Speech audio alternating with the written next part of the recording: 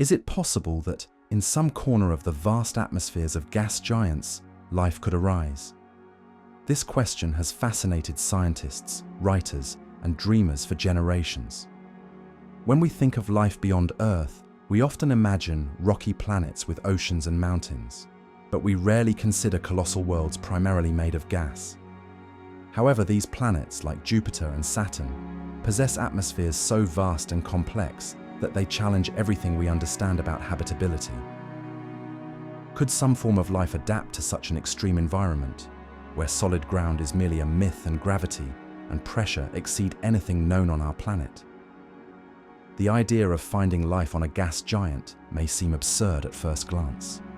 How could an organism survive in a place where there is no ground beneath its feet, where sunlight barely penetrates the dense clouds, and where radiation and winds reach unimaginable levels? But science has taught us that life is extraordinarily adaptable.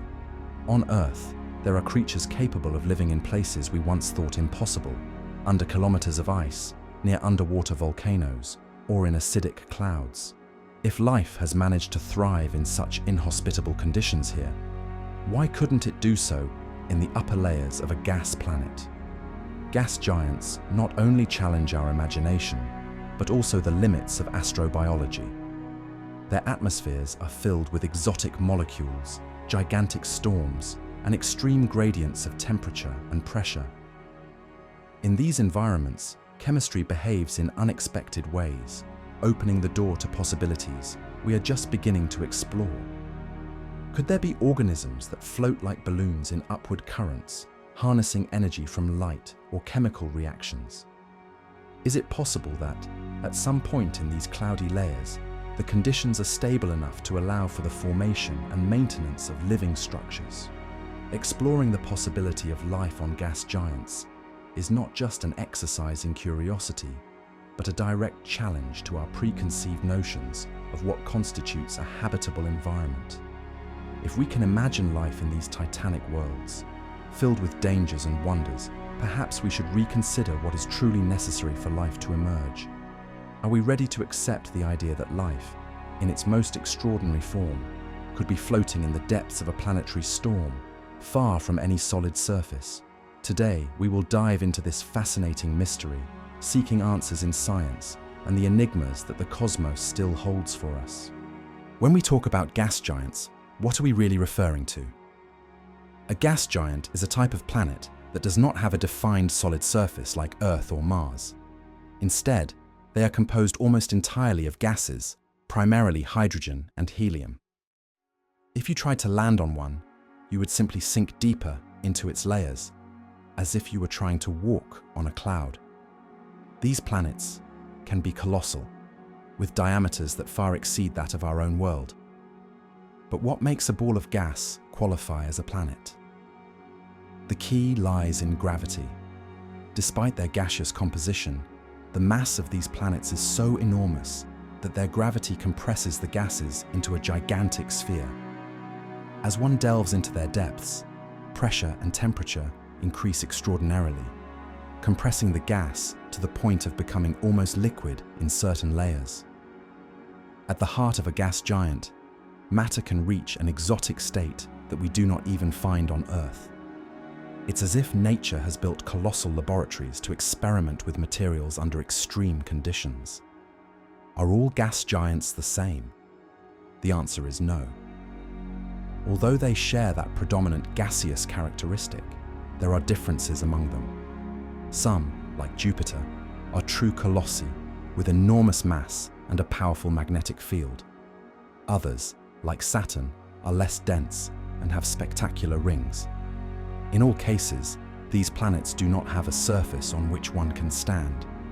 The transition from gas to denser states occurs gradually and mysteriously. Why are gas giants so fascinating? Beyond their size, these planets are true natural laboratories where phenomena occur that are not observed anywhere else in the solar system. Their atmospheres harbor supersonic winds, storms that last for centuries, and a chemistry that defies our imagination. Inside, matter behaves in ways we are still trying to understand. Gas giants are, in essence, worlds where known rules seem to bend, and where each layer reveals a new enigma for science. What do Jupiter and Saturn have in common, besides their spectacular rings and imposing size? Both are the most representative gas giants of our solar system, true colossi that challenge our imagination. But what makes them so fascinating and distinct from the rest of the planets? To begin with, their size is overwhelming. Jupiter is so massive that it could house more than 1,000 Earth-sized planets inside it, while Saturn, although less dense, also far exceeds our planet in volume. However, their greatness is not just a matter of dimensions. Jupiter, the king of the planets, stands out not only for its mass, but also for its complex atmosphere and powerful magnetosphere. It is a planet that spins so quickly on its axis that its day lasts barely about 10 hours. This rotational speed, combined with its predominantly hydrogen and helium composition, generates bands of clouds that alternate in direction and color, as well as storms that can last entire centuries. Who hasn't heard of the Great Red Spot? A storm larger than the entire Earth, raging in the Jovian atmosphere for at least 300 years. Moreover, Jupiter is a miniature planetary system. More than 80 moons orbit around it, some of which, like Europa and Ganymede, are fascinating worlds in their own right. On the other hand, Saturn seduces with its rings, the most majestic and visible in the solar system. But beyond this visual spectacle, Saturn is a giant with unique characteristics. Its density is so low that, if there were a pool large enough, it would float on water. Saturn's atmosphere, although similar in composition to Jupiter's, displays fewer visible storms. But that doesn't mean it is less active. In fact, enormous seasonal storms have been observed on Saturn that can envelop the entire planet in clouds of ammonia and methane.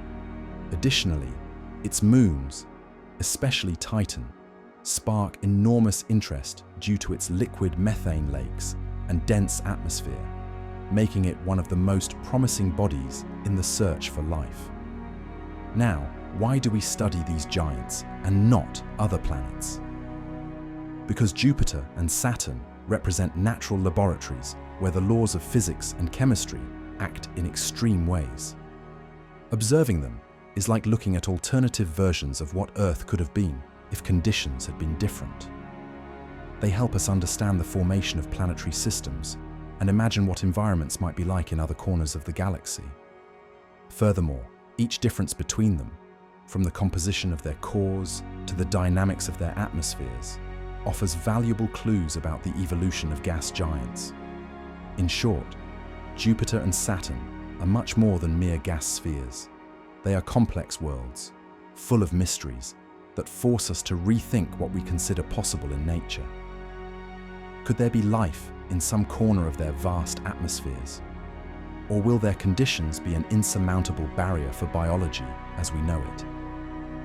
These questions, far from having simple answers, invite us to continue exploring and marveling at the diversity of our own cosmic neighborhood. If you're enjoying this journey through the universe and want to keep exploring more cosmic mysteries, don't forget to subscribe to the channel and give the video a like. Thank you for being part of this Star Odyssey. If you've ever wondered what the atmospheres of gas giants are made of, the answer is as fascinating as it is complex. Unlike Earth, where oxygen and nitrogen dominate the air we breathe, on planets like Jupiter and Saturn, the main menu is quite different. Hydrogen is the most abundant ingredient, accompanied by a generous portion of helium. But why these elements? The key lies in the origin of these planets. Formed from the lightest and most abundant material of the solar nebula, they retained most of that primordial hydrogen and helium, a direct inheritance from the birth of the solar system. Now, is it just hydrogen and helium? Not at all. The atmospheres of gas giants also contain a variety of more exotic molecules, making these worlds true chemical laboratories. Methane, ammonia, and water vapor, although present in smaller quantities, play a crucial role in atmospheric chemistry. Imagine a cosmic soup where, depending on depth, pressure, and temperature, the ingredients change and combine in surprising ways. For example, the clouds of Jupiter and Saturn are made up of ammonia crystals, but at greater depths, water clouds and even layers of ammonium hydrosulfide can be found. This particular composition has immediate effects on the appearance and behavior of these planets. Why does Jupiter have such vibrant color bands? Much of the answer lies in the reactions between these compounds and the presence of trace elements like phosphorus, sulfur, and carbon, which can form complex and colorful compounds. Methane, for example, absorbs certain wavelengths of sunlight, giving Saturn and other gas giants their pale or bluish appearance. Additionally, the interaction between ultraviolet rays from the sun and atmospheric molecules triggers chemical reactions that generate new substances, some so mysterious that they have yet to be fully identified. But is it possible that this mix of gases and molecules could create environments where life might arise? The presence of organic molecules, albeit in very low concentrations, suggests that the basic ingredients for life are somehow present. However, the absence of a solid surface and the extreme conditions make life, as we know it, a huge challenge in these worlds. Still, the mere fact that complex chemical interactions exist in the depths and middle layers of these atmospheres remains an invitation for scientific curiosity. How far can the chemistry of these giants go? The answer, for now, remains floating among clouds of hydrogen and helium, waiting to be discovered. If you've ever wondered why gas giants are so inhospitable, the answer lies in their extreme conditions of pressure and temperature. What happens when we dive into the depths of Jupiter or Saturn?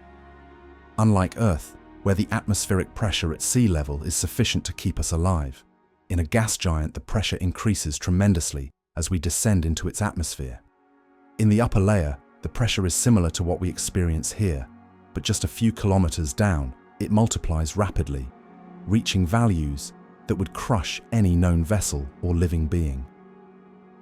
Now let's think about temperature. Is it possible to find heat on a planet so far from the Sun? Surprisingly, yes. The temperature in the outer layers of these planets can be extremely low, dropping to many degrees below zero. However, as we immerse ourselves in their atmospheres, the pressure compresses the gases and the temperature rises dramatically, reaching hundreds, even thousands, of degrees Celsius in the deepest layers. It's as if instead of walking up a mountain, we were diving into an invisible ocean, where pressure and heat increase relentlessly with every meter. Could any form of life withstand these conditions? On Earth, we know organisms called extremophils, capable of surviving astonishing temperatures and pressures, but even they could not endure the gaseous hell of the depths of Jupiter or Saturn. To put it in perspective, the pressure a few hundred kilometers below Jupiter's atmosphere is hundreds of times greater than that found at the bottom of Earth's oceans, and there, the temperature has already surpassed the melting point of lead. Any known organic molecule would disintegrate immediately. But is there any place on these planets where conditions are less extreme? Scientists believe there might be a thin band in the atmosphere where pressure and temperature resemble those on Earth's surface. However, this zone would be unstable, battered by winds of hundreds of kilometers per hour and violent temperature changes. Life, if it existed there, would have to adapt to such a dynamic and hostile environment that challenges our imagination. The extreme conditions of pressure and temperature in gas giants are undoubtedly one of the greatest challenges for the existence of any form of life. What mysteries do the clouds of the gas giants hide? At first glance, they may seem like just fluffy layers of gas, but beneath their colorful appearance lie extraordinarily complex physical and chemical processes. In these colossal worlds, the clouds are not like those on Earth. They form and evolve in a setting where gravity, chemistry, and energy compete in a constant dance. What makes them so different, and why have they fascinated scientists and astronomers for decades? The clouds of Jupiter and Saturn are primarily composed of ammonia, ammonium hydrosulfide, and water, but this is just the beginning. Depending on altitude, temperature, and pressure, different compounds condense into separate layers, as if they were the floors of a gigantic atmospheric cake. In the upper regions, ammonia predominates, forming whitish clouds. Lower down, where it is hotter and pressure is greater, clouds of ammonium hydrosulfide appear in yellow or brown hues. And even deeper, where conditions are extreme, water vapor condenses and gives rise to water clouds. This layered structure turns the atmosphere into a true laboratory of planetary meteorology. But why do these clouds display such intense colors and complex patterns? The answer lies in the chemistry and dynamic forces of the atmosphere. Sunlight, when interacting with the various compounds and pollutants, produces chemical reactions that generate colors ranging from white to orange, passing through brown and red. Furthermore, supersonic winds and jet streams constantly mix the materials, creating bands, ovals, and vortices that can last for centuries. Some storms, like the famous Great Red Spot of Jupiter, are actually gigantic cloud systems that have persisted for hundreds of years, fueled by the planet's internal energy. Could these clouds be home to forms of life? The idea is not as far-fetched as it seems. The clouds offer niches with less extreme temperatures and pressures than the deeper or surface layers. Additionally, in their droplets and crystals, complex chemical reactions could occur, perhaps similar to those that gave rise to life on Earth. However, the lack of a solid surface and the violence of the winds pose gigantic challenges. Still, the enigma of the clouds in the gas giants continues to inspire hypotheses about how and where life might arise in environments so alien to our earthly experience. Could the clouds be the key to discovering new forms of existence in the universe? When we think of storms, the first thing that likely comes to mind is heavy rain, accompanied by thunder and lightning.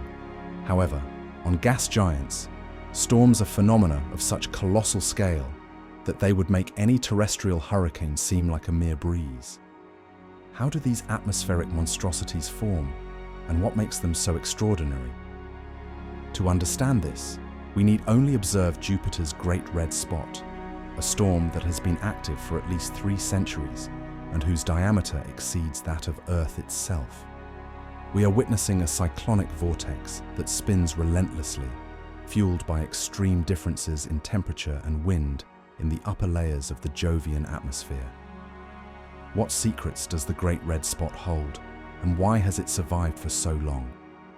Scientists are still debating its longevity, but they know that its energy comes from both the planet's internal heat and the complex interaction of winds that can reach speeds of over 400 kilometers per hour.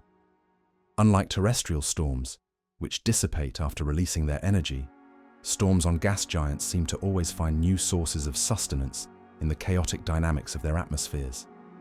Additionally, there are other gigantic storms, such as Saturn's Great Oval Spot, and the polar storms that create unique hexagonal patterns around the poles.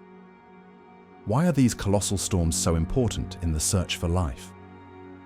Beyond their spectacular nature, storms on gas giants act as natural laboratories of extreme chemistry.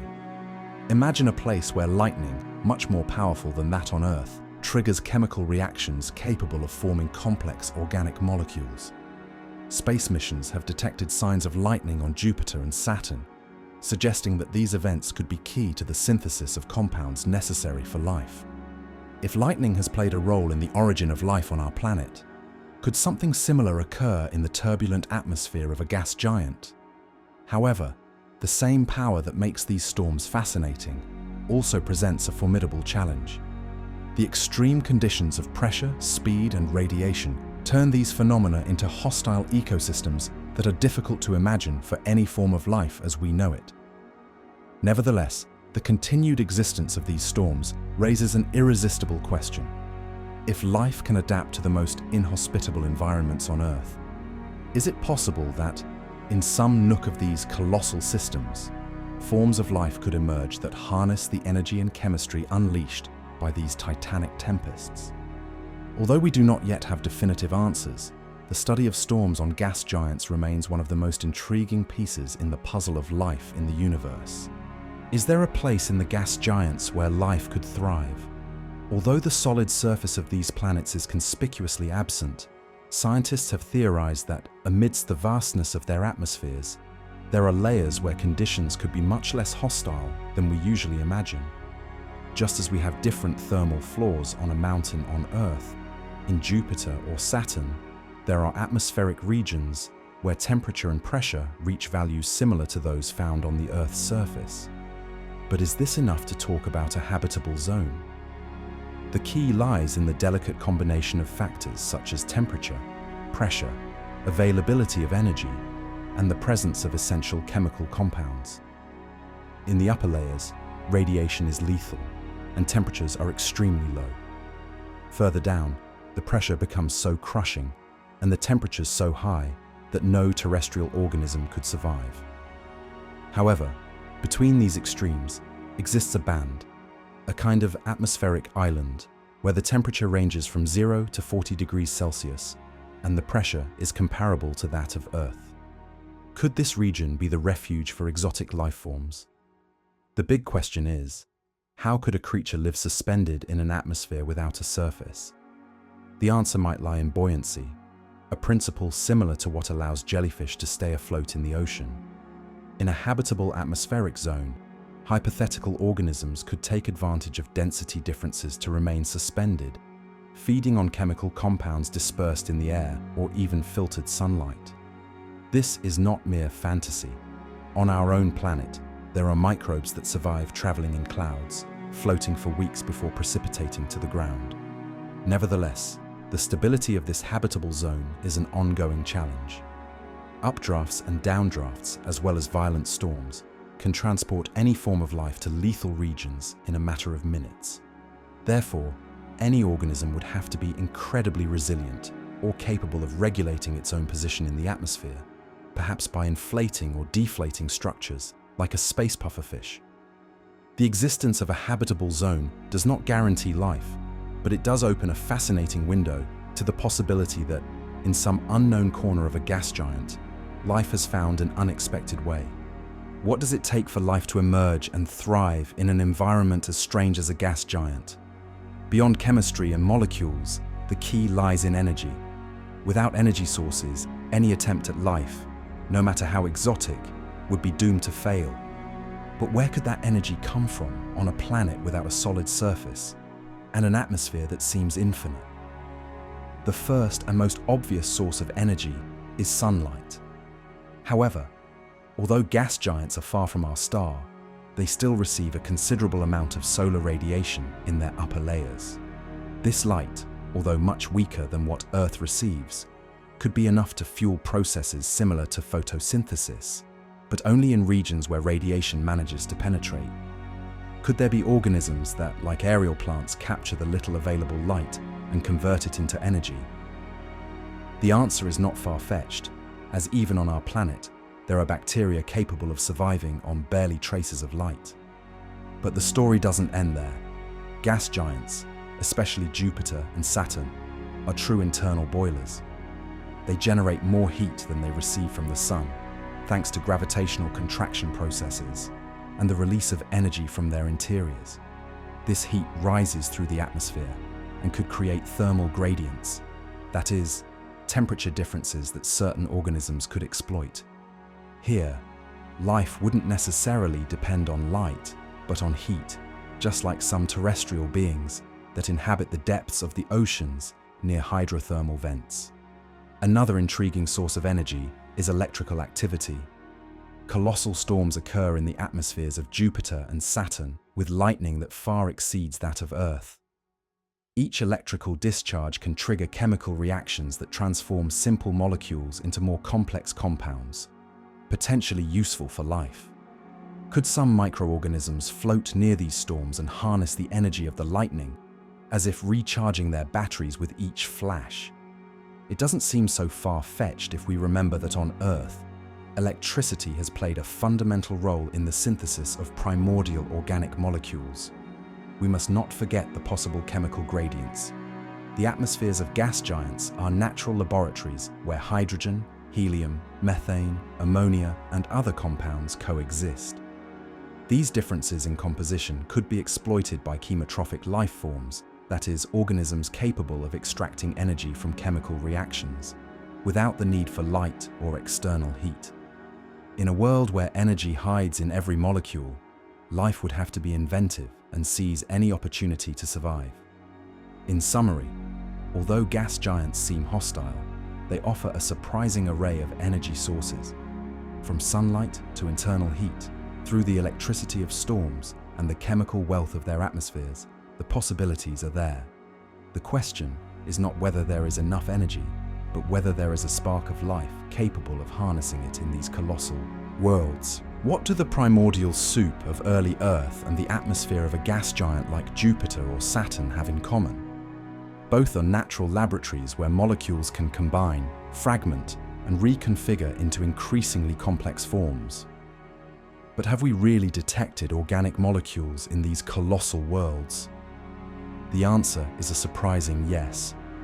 When scientists have analyzed the light that passes through or reflects off the atmospheres of these planets, they have discovered clear signals of organic compounds, those that contain carbon and are the basic building blocks of life as we know it. Among the identified molecules are methane, ethane, acetylene, and ammonia. Methane, for example, is the same gas produced by certain bacteria in the swamps of Earth, and its presence in the atmospheres of Jupiter and Saturn is not a mere accident. The chemical reactions triggered by solar ultraviolet radiation and lightning in these atmospheres can break down simple molecules and recombine them into more complex ones, in a kind of cosmic alchemy reminiscent of Stanley Miller's experiments in the 1950s, where he simulated the primitive atmosphere of our planet and obtained amino acids, the fundamental building blocks of life. But how complex can these organic molecules be in gas giants? Recent studies and data from probes like Cassini and Juno have revealed that, although simple molecules predominate, there are also more elaborate compounds, such as long-chain hydrocarbons. There has even been speculation about the temporary formation of prebiotic molecules, those that could serve as precursors for something more akin to life. It's as if all the ingredients are on the table, but the chef who combines them into a living recipe is missing. The presence of these organic molecules raises fascinating questions. If gas giants can produce and accumulate complex compounds, is it possible that in some corner of their vast atmospheres, there are niches where chemistry advances a step further? Could something emerge there that, while not life as we know it, approaches the threshold between the inert and the living? The discovery of organic molecules in these extreme environments not only fuels scientific curiosity, but also suggests that nature may be much more creative and persistent in the pursuit of complexity than we ever imagined. Is water really indispensable for life? Or could there be creatures in the gas giants that depend on other solvents? On Earth, water is the undisputed protagonist of all known biological processes. Its ability to dissolve a vast array of substances makes it the ideal medium for the chemical reactions of life. But in the extreme environments of Jupiter and Saturn, the conditions are so different that a fascinating question arises. Could life find an alternative to water and survive in such a hostile environment? In the upper layers of the atmospheres of these planets, water vapor has indeed been detected, although in much smaller quantities than on Earth. However, at greater depths, pressure and temperature increase dramatically, and water may exist only as superheated vapor or even as liquid droplets temporarily suspended in clouds. But this environment is so dynamic and unstable that water, as we know it, rarely remains in a liquid state for long. That's why scientists are exploring the possibility that other compounds could serve as solvents, allowing for the existence of chemically exotic forms of life. What could those alternative solvents be? Ammonia, for example, is abundant in the atmospheres of the gas giants and has chemical properties that allow it to dissolve many substances, just like water. Imagining a biology based on ammonia may seem like science fiction, but from a chemical standpoint, it is plausible. Methane is another possibility. In some regions, this gas could act as a solvent if the pressure and temperature conditions are right. Complex mixtures of hydrogen and other light compounds have even been proposed as possible vehicles for the chemistry of life. This leads us to an intriguing reflection. If on Earth, life has evolved adapting to the available solvents, why couldn't the same happen on other planets with radically different conditions? Laboratory experiments have shown that, under certain circumstances, organic molecules can form and remain stable in the presence of ammonia or methane. This suggests that life, at least in theory, could harness these solvents to develop unique biochemical processes. Thus, the search for life in the gas giants involves opening our minds to possibilities that challenge our traditional ideas about what it means to be alive. Of course, the absence of liquid water as we know it poses great challenges, but it does not make them insurmountable. The very diversity of Earth's chemistry, with organisms capable of surviving in extremely acidic, saline or dry environments, teaches us that life is extraordinarily flexible. If one day we discover organisms in the depths of a gas giant, it is possible that we will not only be surprised by their shapes or sizes, but also by the way they have reinvented the chemistry of existence, using solvents that we here on Earth barely consider possible for life.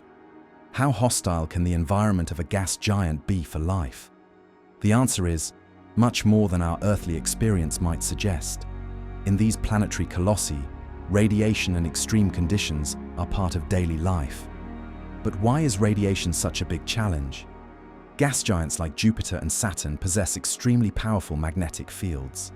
These fields trap charged particles from the Sun and interstellar space, creating radiation belts thousands of times more intense than those on Earth. For a hypothetical form of life, this would be like trying to survive inside a nuclear reactor without protection. But radiation is not the only obstacle. How do pressure and temperature affect any attempt at life? As one descends into the atmosphere of a gas giant, pressure increases crushingly, and temperature rises to levels that can melt even the most resistant metals. It's as if you were trying to dive unprotected to the bottom of an ocean of gas, where the force of the atmosphere would compress any organism into an unrecognizable form. At certain levels, the pressure exceeds millions of times what we feel at sea level on Earth, and temperatures can vary from hundreds of degrees below zero in the upper layers to thousands of degrees in the depths. Can life withstand such punishment?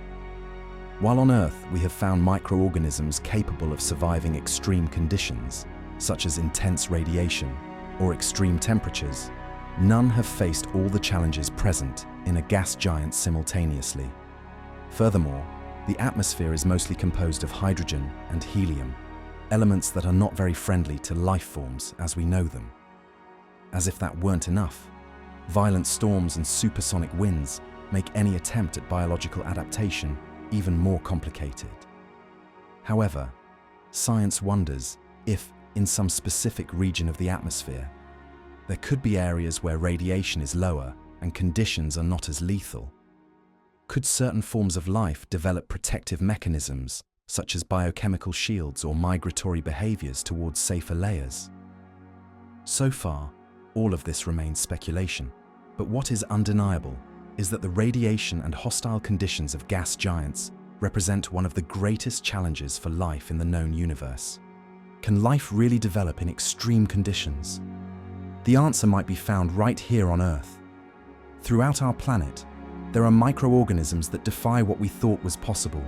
For example, in the hydrothermal vents of the deep sea, where darkness is total and temperatures exceed 110 degrees Celsius, tiny beings called extremophils thrive. These organisms not only survive, but also convert heat and chemical compounds in the water into energy, demonstrating that life can flourish without the need for sunlight. But what happens in places where acidity would be lethal for any other creature?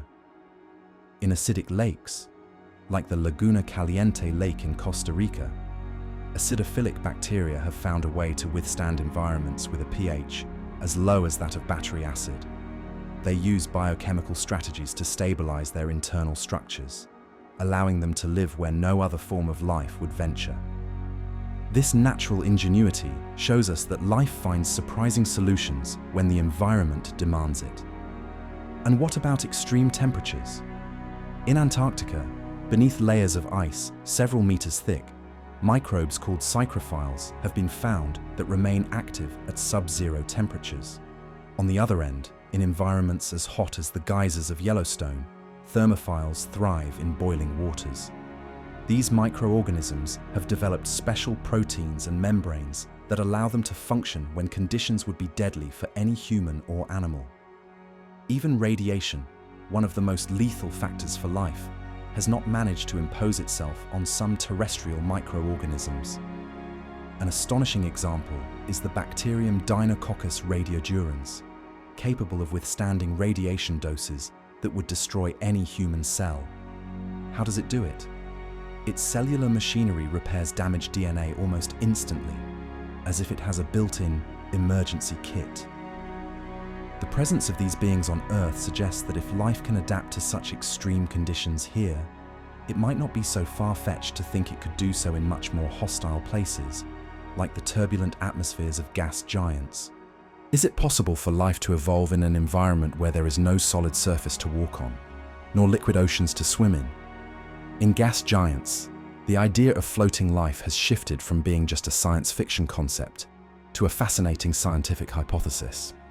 Instead of organisms anchored to the ground, here we propose the existence of beings that would inhabit the atmospheric layers, suspended in a kind of endless sea of gas.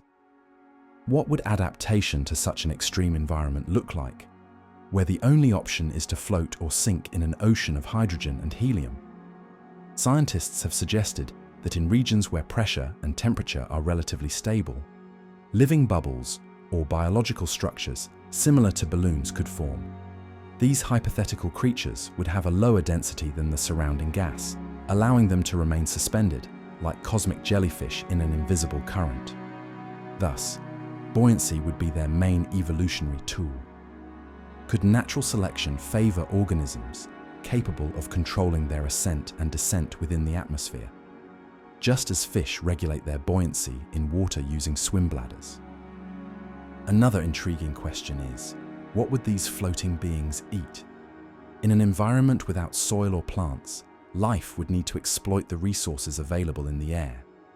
It is speculated that they could feed on chemical compounds dissolved in the clouds, capturing organic molecules and energy from the electric currents of storms, or even feeding on microorganisms that are even smaller and also floating in the atmosphere.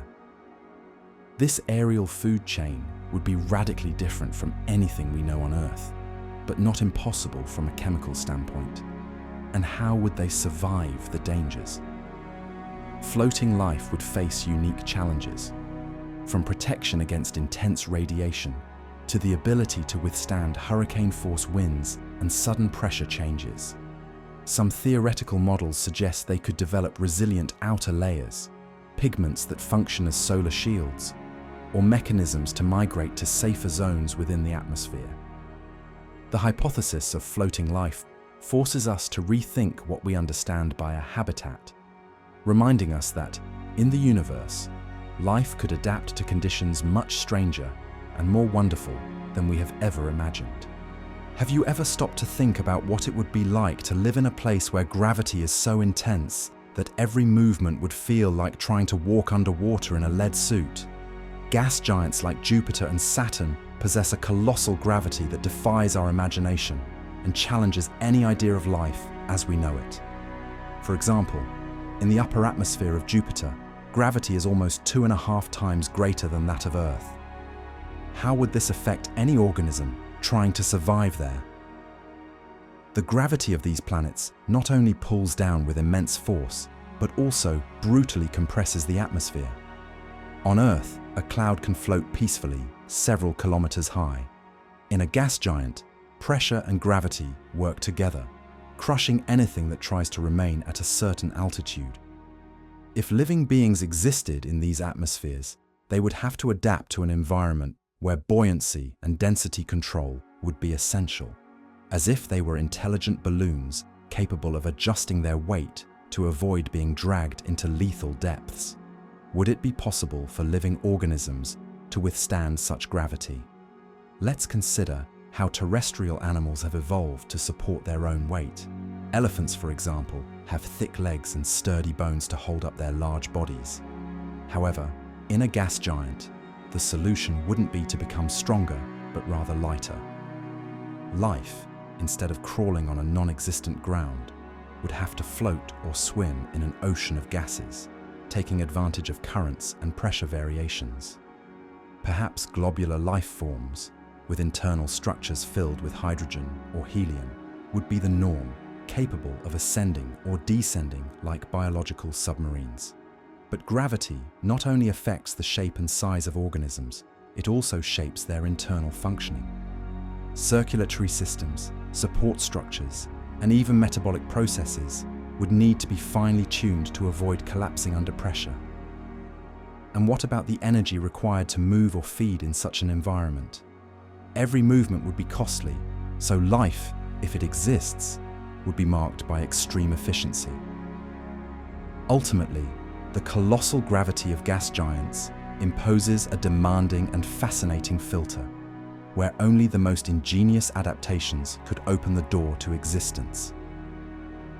When we think of life as we know it, we often imagine a world where oxygen, nitrogen, and carbon play the leading roles. But what happens in an environment where the protagonists are hydrogen and helium?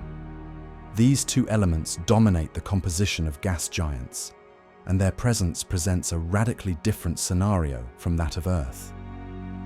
Hydrogen, the most abundant element in the universe, is extremely light and reactive under certain conditions, while helium, though noble and less reactive, represents the second most common component in these colossal atmospheres. Could life arise in a place where, instead of breathing oxygen, organisms would have to adapt to a completely different chemistry? In gas giants, traditional biochemistry based on carbon and water faces immense challenges. Hydrogen, being so light, tends to escape from other atmospheres, but on these planets, it remains trapped by massive gravity, creating pressures and temperatures that alter conventional chemistry. Is it possible to imagine organisms whose structure and metabolism directly utilize hydrogen or even helium as a base? On Earth, there are bacteria that obtain energy from hydrogen, but they do so in very specific and limited environments. However, in a gas giant, it would be necessary to develop entirely new strategies, perhaps employing chemical reactions that barely exist on our planet. Helium, unlike hydrogen, is almost completely inert. But does this rule it out as a participant in life? In principle, yes, as it does not easily form compounds, but it could play a physical role in hypothetical organisms, perhaps helping to regulate buoyancy within the atmosphere. This idea leads us to ask, could life on these planets resemble more a jellyfish floating among layers of gas than any terrestrial living being? The chemistry of hydrogen, on the other hand, is much more promising. Under certain pressures and temperatures, hydrogen can form complex molecules, and there are theories suggesting that reactions between hydrogen, methane, and other compounds could give rise to essential organic molecules. An additional challenge is that, in these atmospheres, ultraviolet radiation and lightning can trigger high-energy chemical reactions, fragmenting and recombining molecules at great speed. Could these processes be the spark needed to initiate an exotic biochemistry based on hydrogen? Perhaps. The truth is that life, if it exists in these environments, must be radically different from what we know. Adapting to a hydrogen-dominated chemistry involves harnessing an enormous abundance of energy, but also surviving in a volatile, dense, and ever-changing medium. Are we ready to accept that life could be much stranger and more diverse than we ever imagined? The chemistry of hydrogen and helium, though challenging, opens the door to fascinating possibilities for astrobiology. If you've ever wondered what role methane and ammonia play in the possibility of life on gas giants, the answer is fascinating. These two compounds not only abound in the atmospheres of planets like Jupiter and Saturn, but they are also key pieces in the chemical puzzle that could give rise to life. But why are they so important? Methane and ammonia are relatively simple molecules, yet they contain essential atoms like carbon, hydrogen, and nitrogen, fundamental ingredients in the chemistry of life as we know it. On gas giants, methane and ammonia participate in complex chemical cycles, driven by the energy of sunlight and lightning. How does this cycle work? For example, the sun's ultraviolet radiation breaks down methane, releasing radicals that react with other molecules in the atmosphere. At the same time, lightning and electrical discharges can break apart ammonia, producing new, more complex compounds, some of which bear surprising similarities to organic molecules that are precursors to life. It's as if the atmosphere of a gas giant is a gigantic chemical laboratory, where basic ingredients mix and new possibilities are cooked up every second. Can this chemical cocktail really produce the components of life? Experiments on Earth, like the famous Miller-Urey experiment, have shown that, under certain conditions, amino acids, the fundamental building blocks of proteins, can form from methane, ammonia, water, and electrical discharges. If similar processes occur naturally in the atmospheres of gas giants, then essential molecules for life could be generated in those turbulent clouds, albeit in a much more extreme environment than any terrestrial laboratory. Now, the existence of an active cycle of methane and ammonia does not guarantee life on its own, but it does suggest that prebiotic chemistry could be occurring on these planets. What does this mean for astrobiology? It means that, although conditions may be extreme, the presence of these compounds and their constant transformation open the door for the necessary pieces for life to assemble in some corner of those atmospheres. Thus, the methane and ammonia cycle is not just another chemical phenomenon, but one of the keys to understanding how life could arise in the most unexpected places in the universe. What role could electricity play in a world dominated by clouds and turbulent gases? In gas giants, the atmosphere is in constant turmoil, generating not only colossal storms, but also a surprising amount of electrical activity. Why is this relevant to the emergence of life? The answer lies in the atmosphere's ability to conduct electricity, a phenomenon that could be key to the formation of complex organic molecules. Electrical conductivity in gas giants is largely due to the presence of charged particles and ionized molecules in their atmospheres. When we think of the atmosphere of Jupiter or Saturn, we might imagine an ocean of inert gases, but the reality is much more dynamic. Intense winds and temperature differences create electrical currents that, in turn, generate lightning much more powerful than what we see on Earth. These lightning strikes are not just visual spectacles. They have enough energy to break apart and recombine molecules, giving rise to new chemical substances. But what does this have to do with life?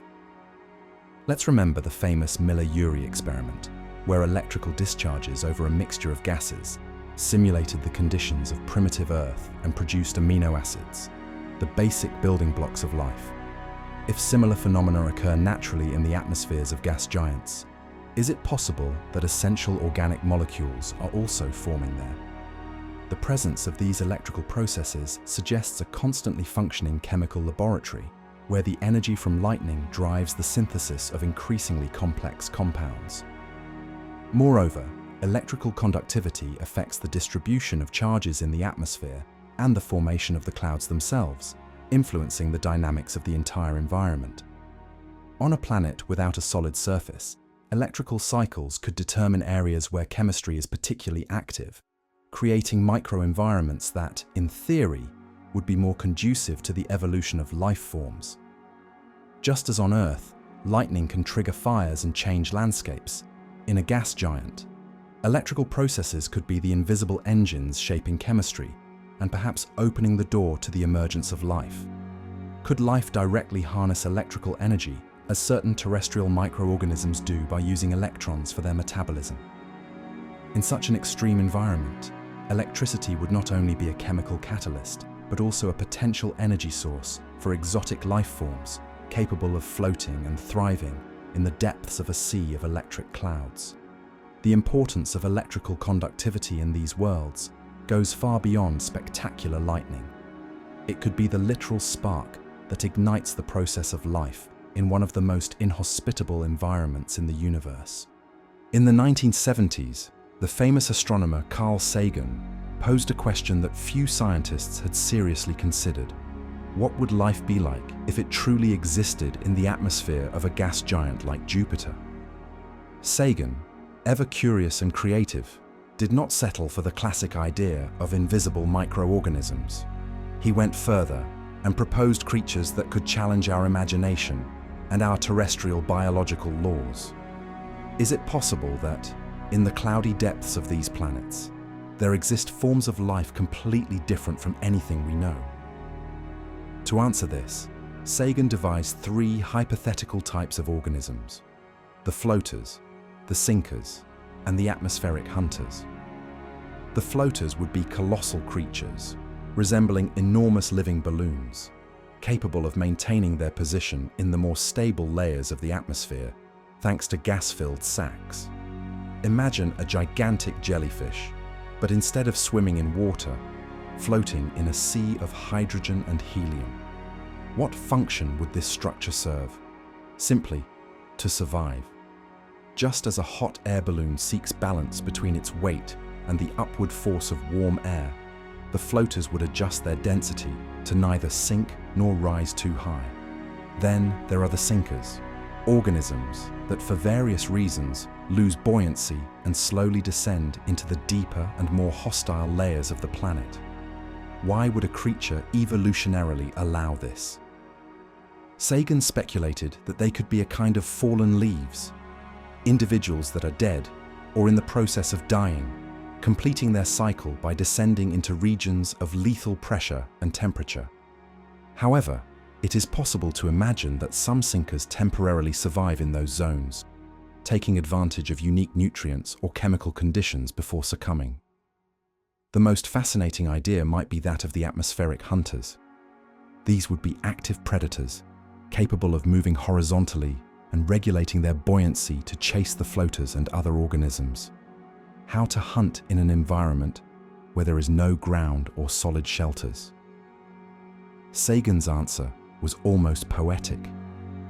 The hunters could be like the sharks of the sky, moving in search of prey through the hydrogen currents, detecting chemical changes or small flashes of light produced by their prey. Their size, shapes, and strategies would be dictated by the physics of gases, not by the gravity that dominates life on Earth. These hypotheses, while speculative, open the door to an even greater question. Can life truly adapt to such extreme environments, reinventing its basic rules? Sagan did not claim that these creatures existed, but he did advocate for the importance of imagination informed by science. By thinking about floaters, sinkers, and hunters, we not only explore exotic possibilities, but also challenge our own biases about what it means to be alive. Ultimately, considering these forms of life reminds us that the universe may be much stranger and more diverse than we have ever dreamed. How could we know if life can arise and thrive in the turbulent atmospheres of gas giants without being able to travel there?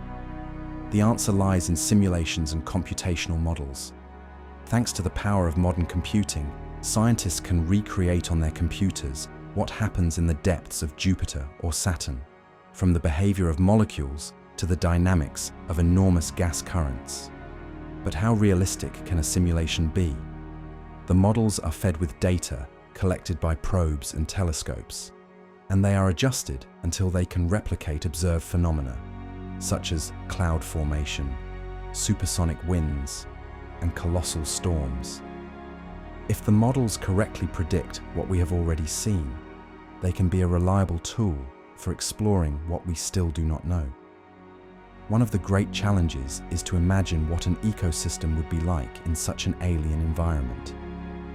Would it be possible for organisms to float like jellyfish in an ocean, feeding on the available chemical energy in the atmosphere? Computational models allow astrobiologists to experiment with different parameters. By varying pressure, temperature, and the abundance of elements, they can observe how hypothetical life forms might survive, reproduce, and evolve. For example, it is possible to simulate colonies of microorganisms floating in specific layers, moving vertically to take advantage of nutrient-rich zones or avoiding lethal regions due to radiation or extreme heat. Simulations also explore the stability of these possible life forms against the extreme forces present in gas giants. What happens if an updraft drags a colony of microbes to hotter layers, or if a thunderstorm alters the local chemistry, generating new organic molecules. The models can predict whether a population would have enough time to adapt, or if it would be swept away before establishing itself. Sometimes, the results are surprising. There are scenarios where life becomes almost impossible, but in others, small windows of stability open the door to exotic ecosystems. Of course, every simulation has its limits. Computational models depend on the data we provide, and often must simplify complex processes to make them manageable. However, these models are the closest we have to experiencing, in a virtual laboratory, the astrobiology of remote worlds. They allow us to pose questions that would be impossible to answer otherwise. How long could an organic molecule last before disintegrating? Would a food chain be viable in an environment where everything is in constant motion? Thus, science uses imagination, guided by the laws of physics and chemistry, bringing us closer to the answer of whether life can, indeed, arise among the clouds of a gas giant. What does it really take for complex life to exist in an environment as extreme as that of a gas giant? Life as we know it on Earth relies on astonishing stability, moderate temperatures, constant access to nutrients, and above all, a predictable environment. But in a gas giant, the challenges for complex life to emerge and evolve are, quite literally, gigantic. The atmosphere is in constant turmoil, with supersonic winds and abrupt pressure changes. How could an organism adapt and thrive in such chaos? One of the biggest obstacles is the lack of a solid surface. On Earth, complex life is anchored to the ground, the ocean floor, or stable structures. In a gas giant, everything floats in a dense, turbulent atmosphere. Any form of life would have to evolve to survive suspended, perhaps like enormous bags filled with lighter gas, capable of regulating their buoyancy to avoid being crushed by pressure or swept into deadly regions.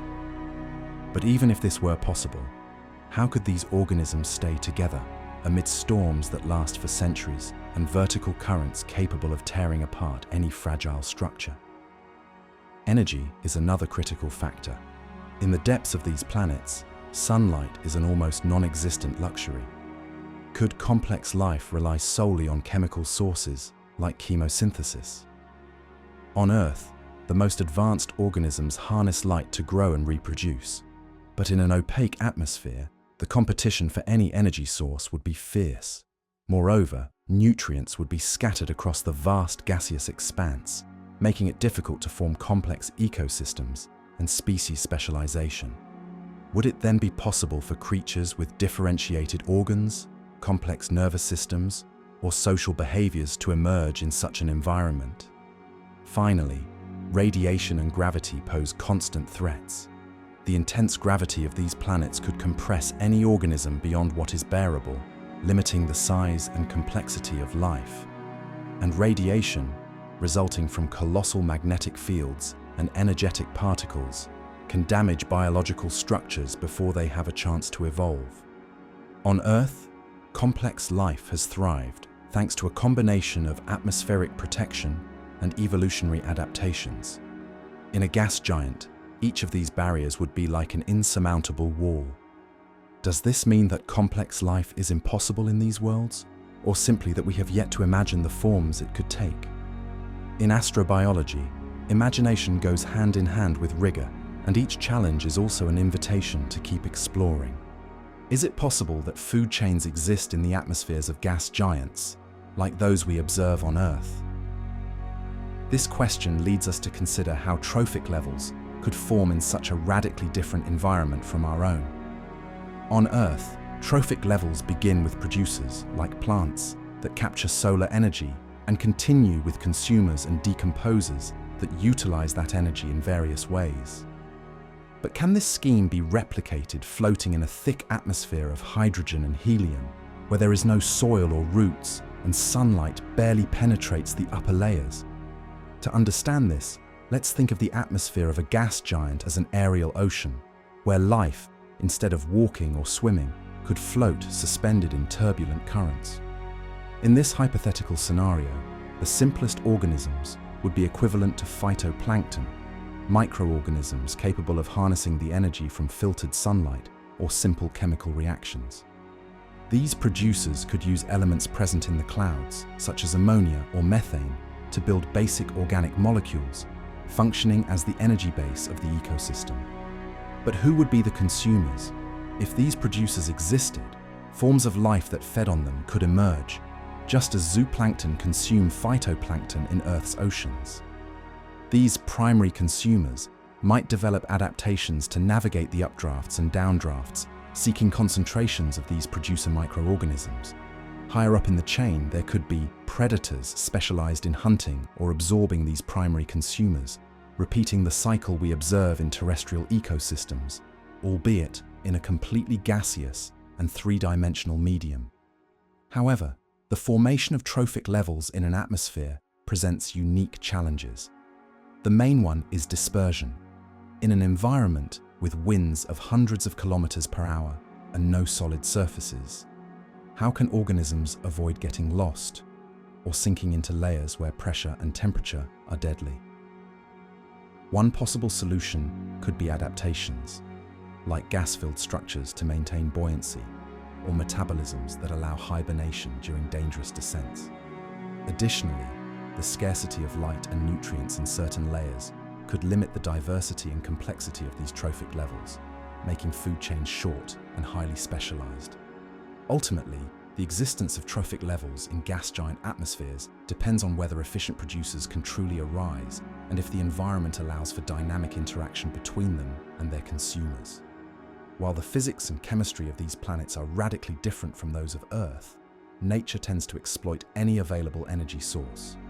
Thus, although life on Jupiter or Saturn would be radically different from what we know, the emergence of floating food chains is not as far-fetched an idea as it seems. Could evolution find ways to weave trophic networks suspended among the clouds, challenging the limits of imagination and biology? Life, as we know it on Earth, largely depends on sunlight, but could it be possible for photosynthetic organisms to thrive in the dense and turbulent atmospheres of gas giants? This question leads us to explore phototrophy in environments where sunlight barely manages to penetrate layers upon layers of clouds composed of ammonia, methane, and other exotic compounds. At first glance, the outlook seems daunting. Sunlight quickly diminishes as it penetrates the atmosphere, similar to how light fades when diving deep into a murky ocean. However, could it be possible for some form of life to develop strategies to capture the little available light? On Earth, there are microorganisms that live in the depths of lakes and seas, where light is scarce and of low quality. These beings, known as dark-adapted phototrophs, make use of even the slightest traces of light to survive. In a thick atmosphere like that of Jupiter or Saturn, potential organisms could float in the upper layers, where light intensity is still sufficient to trigger biochemical processes similar to photosynthesis. But how could they protect themselves from ultraviolet radiation while simultaneously harnessing solar energy? One possibility would be the evolution of special pigments, capable of filtering harmful radiation and efficiently absorbing scattered light. Would phototrophy in these environments depend exclusively on visible light? Not necessarily. In gas giants, sunlight can fragment and transform when interacting with the various molecules in the atmosphere, generating environments rich in wavelengths uncommon on Earth's surface.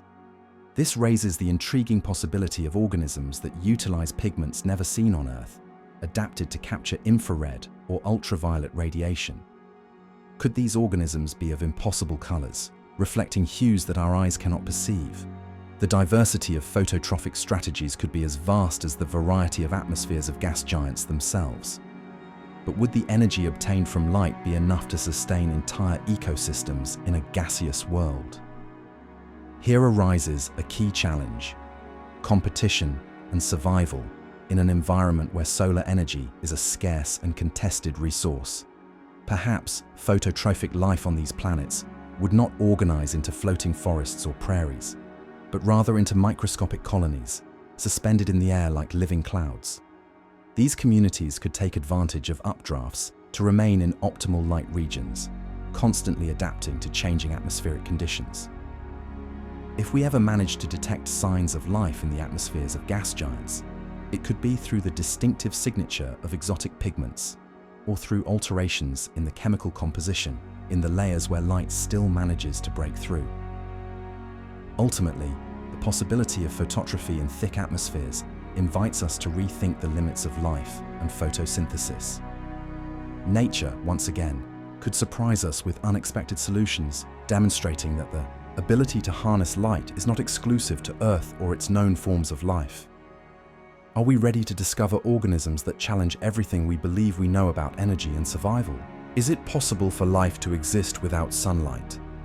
Most of us associate life with light, as is the case on Earth, where plants and algae depend on the sun's energy to survive. However, there is a completely different strategy: chemotrophy. Instead of using light, some organisms obtain energy from chemical reactions, harnessing compounds like hydrogen, methane, or ammonia. This raises a fascinating question. Could similar life forms thrive in the depths of the atmospheres of gas giants, where sunlight barely reaches? To understand this concept, let's think about our own planet. In the depths of the oceans, where absolute darkness reigns, there are entire ecosystems that depend on chemotrophy. Bacteria and archaea around hydrothermal vents convert chemical compounds into energy, and many other living beings depend on them. If this process is possible here, what would prevent something similar from occurring in the lower, warmer layers of a gas giant like Jupiter or Saturn? In these environments, the abundance of hydrogen, sulfur, methane, and ammonia could provide the energetic foundation for a biosphere completely independent of light. But what would a subatmospheric life form on these colossal planets look like? Unlike terrestrial organisms that walk or swim, the hypothetical inhabitants of the deep atmospheres would be more like tiny bubbles or floating colonies, adapted to survive and feed in an environment of extreme pressure and temperature. They could metabolize compounds present in the clouds, obtaining energy from chemical processes such as the oxidation of hydrogen with methane or ammonia. This metabolism would not only allow them to survive, but also to thrive in regions where solar radiation is almost completely blocked. However, this type of life would face colossal challenges. The conditions beneath the clouds of a gas giant are extreme, with pressures that would crush any terrestrial structure and temperatures that can vaporize metals.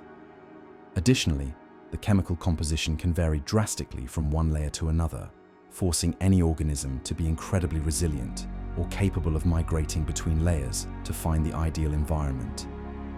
Despite these difficulties, chemotrophy offers an intriguing pathway for life, demonstrating that, in the universe, sunlight is just one of many possible energy sources. Who knows what forms of life might be waiting in the darkest, deepest corners of gas giants? What role does a colossal magnetic field play in a giant gas planet? Beyond being a simple shield, the magnetic field of these worlds is an invisible force that shapes their environment. On Jupiter, for example, the magnetic field is so powerful that if we could see it, it would encompass a volume thousands of times greater than the planet itself. But why is this relevant when we think about the possibility of life on these gas titans? The magnetic field acts as a protective bubble, deflecting the constant bombardment of charged particles from the Sun and interstellar space. Without this protection, radiation would penetrate unobstructed into the upper layers of the atmosphere, destroying complex molecules and hindering the chemical stability necessary for life. In this sense, the magnetic field serves a function similar to that of an umbrella during a thunderstorm. It doesn't completely prevent the rain from falling, but it significantly reduces the amount that gets you wet. Can a magnetic field favor the emergence of life? The answer is intriguing. On one hand, in the protected regions, a more stable environment is created where organic molecules can survive and evolve. However, in areas where the field is weaker, radiation can trigger energetic chemical reactions, generating new compounds. Thus, the magnetic field not only protects, but also contributes to a kind of molecular kitchen, where radiation and electric fields stimulate the formation of essential molecules for life. But what challenges does this gigantic shield pose for potential floating life forms in the atmosphere? The auroras of Jupiter, for example, are the result of the interaction between the magnetic field and charged particles, releasing enormous amounts of energy. This energy can be lethal, but it could also serve as a source for organisms capable of harnessing it, similar to how some Earth microbes use chemical energy in the ocean depths. However, any form of life would need to adapt to an environment where electric currents and changes in the magnetic field are constant and intense, challenging evolution to find creative solutions. In short, magnetic fields in gas giants are both guardians and catalysts. They not only protect the atmosphere, but also contribute to the chemical and energetic complexity of the environment.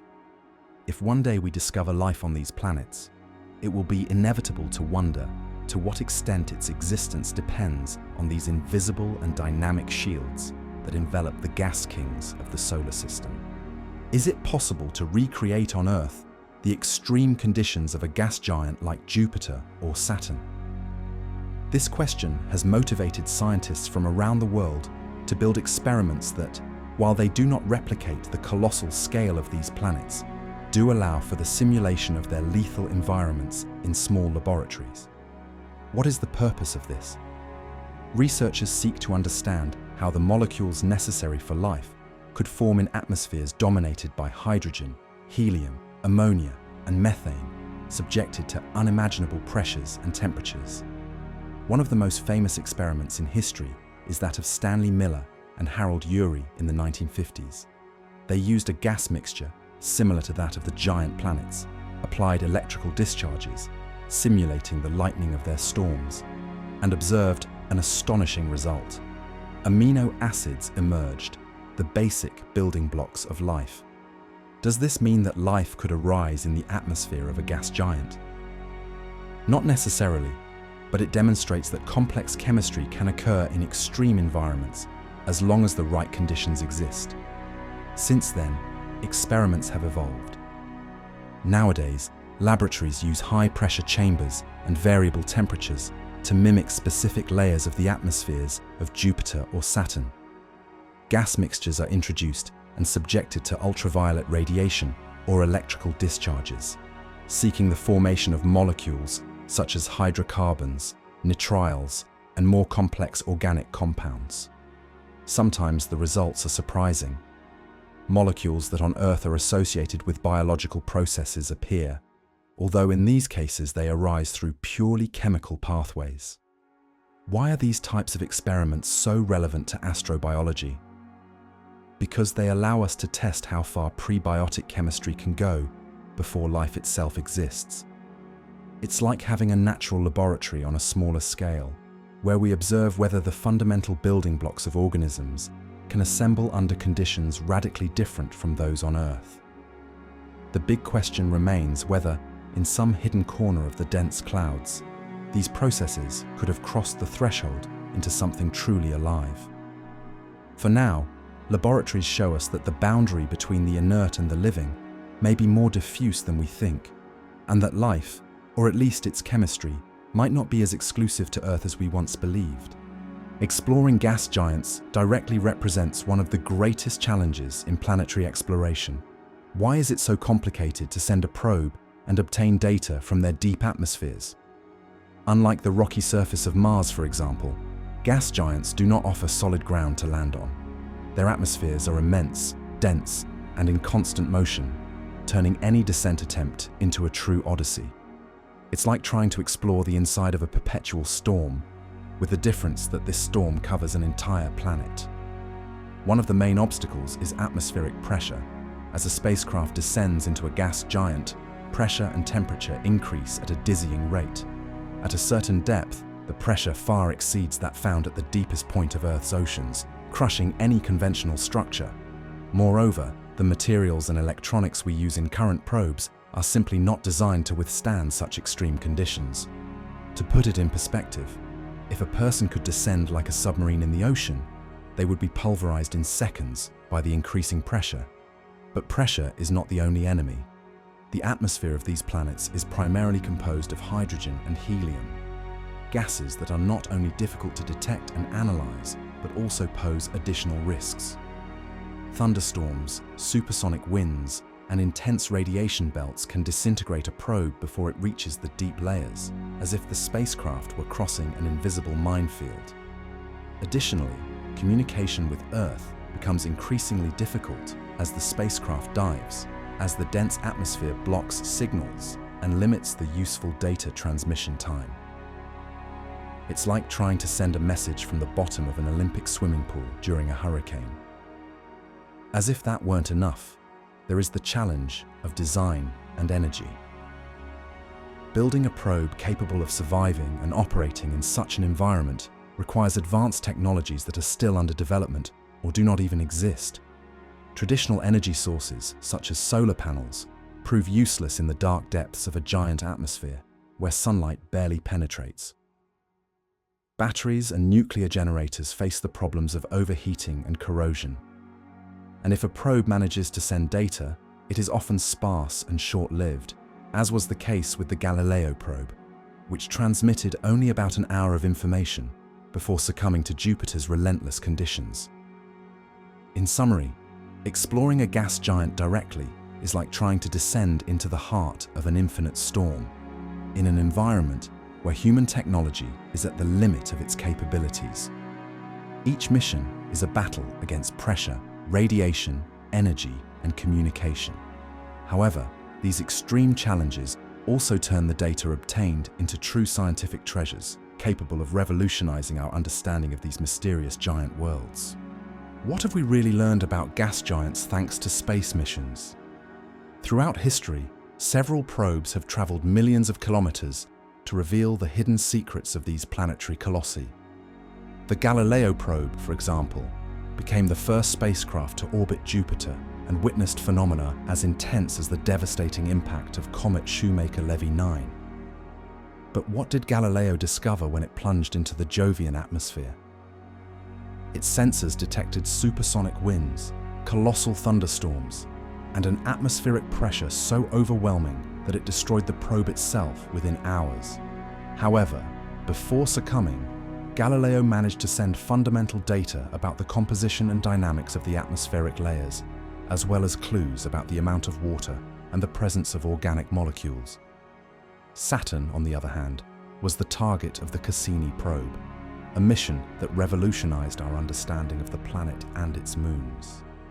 Did you know that Cassini detected gigantic hexagonal storms at Saturn's North Pole? This phenomenon, unique in the solar system, still challenges scientists trying to understand its causes and persistence. Additionally, Cassini discovered rains of hydrocarbons and surprising variations in the structure of the rings, suggesting a constant interaction between Saturn's atmosphere and its immediate environment. The probe also detected lightning thousands of times more powerful than those on Earth, raising fascinating questions about the energy available for possible complex chemical processes. And what about the more recent mysteries? The Juno mission, currently in orbit around Jupiter, has provided unprecedented images and data about the depth of storms, the magnetic field, and the internal composition. Scientists were surprised to discover that the Great Red Spot, that gigantic storm visible from Earth, extends much deeper into the atmosphere than previously thought. Furthermore, Juno has revealed the existence of organized cyclones in geometric patterns both at the north and south poles of Jupiter, as if they were natural artworks traced by invisible forces. Space missions have not only expanded our knowledge of the physics and chemistry of these planets, but have also raised new questions about the possibility of life. What do these findings imply for astrobiology? The detection of organic molecules, the extreme conditions of pressure and temperature, and the presence of energy in the form of thunderstorms open the door to intriguing scenarios. Every piece of data sent from the depths of Jupiter or Saturn is another piece in the puzzle of life in the universe, challenging our ideas about where life might arise and under what conditions it can truly thrive. Are there gas giants outside our solar system? The answer is yes, and there are quite a few. Since the discovery of the first exoplanet in 1995, astronomers have identified hundreds of giant gas worlds orbiting other stars. But what makes these exoplanets so special? For starters, many of them defy our expectations. Some orbit dangerously close to their stars, so close that their years last only a few Earth days. These planets, known as hot Jupiters, have atmospheres swollen by extreme heat and supersonic winds, very different from the gas giants we know in our cosmic neighborhood. Why do we find so many gas giants in other stellar systems?